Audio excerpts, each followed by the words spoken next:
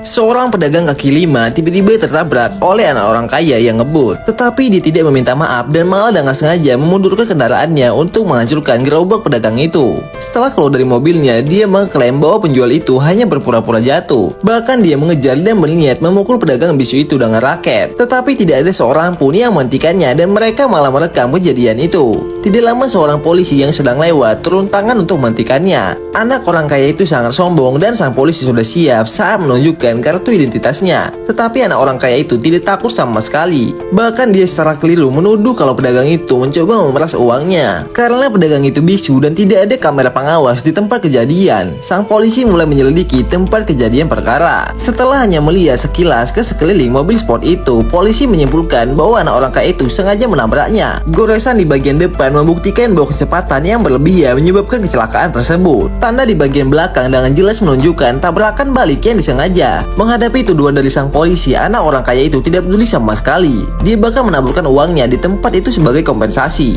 Namun saat dia bersiap pergi, polisi menyuruhnya menunggu polisi lalu lintas. Anak orang kaya itu bersikeras ingin pergi.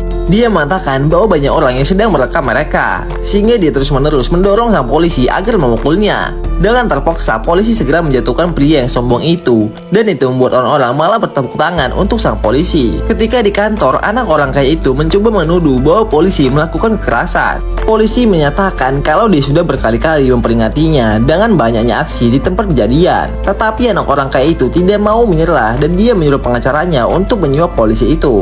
Tetapi sang polisi menghidupkan aplikasi perekam terlebih dahulu dan bersiap merekam percakapan tersebut, sehingga pengacara itu pergi tanpa bersuara. Polisi berharap agar anak orang kaya itu akan diadili, tetapi si pedagang memilih untuk tidak mengajukan tuntutan. Polisi itu mengira bahwa si pedagang telah mengambil kompensasi dari pengacara. Ketika ditanya berapa uang yang dia terima, pedagang itu mengeluarkan foto keluarganya. Dia tidak menerima uang apapun dan sebaliknya dia takut keselamatan keluarganya terancam. Karena si pedagang tidak mau melanjutkannya, sang polisi tidak dapat berbuat apa-apa ketika anak orang kaya itu bersiap pulang. Kemudian dia mengeluarkan 100 yuan sebagai kompensasi untuk mempermalukannya. Polisi itu tidak marah karena dia tidak ingin memperburuk keadaan. Saat anak orang kaya itu akan pergi, polisi lain menginjak kakinya untuk membela atasannya. Tetapi pada akhirnya dia juga tidak bisa berbuat apa-apa dengan membiarkan anak orang kaya itu pergi.